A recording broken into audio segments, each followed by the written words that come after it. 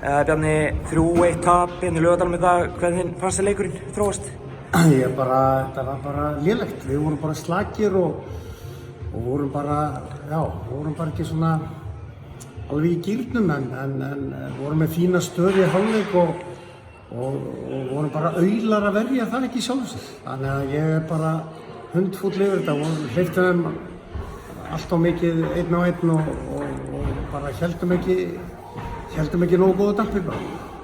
Þú byrjaði með Nacho Gill á bekknum í dag. Hver er svona skýringin? Er hann meiddur eða? Nei, Nacho er náttúrulega í banni í fyrsta leik í mótinu. Þannig að ég var nú svona bara að reyna að fá hugmyndir það hvernig þetta stilla miðjun upp og vildi gefa öðrum mönnum séns sem ég þarf að nota. Leikmaður í banni nýttist lítið næstu helgi sko. Það er rétt. Það er ekki ágæð skýring. Jú, deildakeppni hefjast næstu helgi. Hvernig eru þið gíraðir í lengjudeildinni í sumar? Já, við erum bara vel gíraðir í hana vonandi og þótt að þessi úrslit valdi vonbrigðum í dag þá náttúrulega reyna bara alvöru menn að taka sig saman í andlitinu og mæta bara betur til leiks næstu helgi.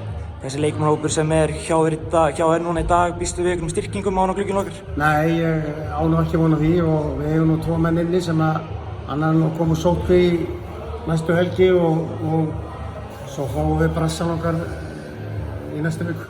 Herru, takk Bjarni. Já.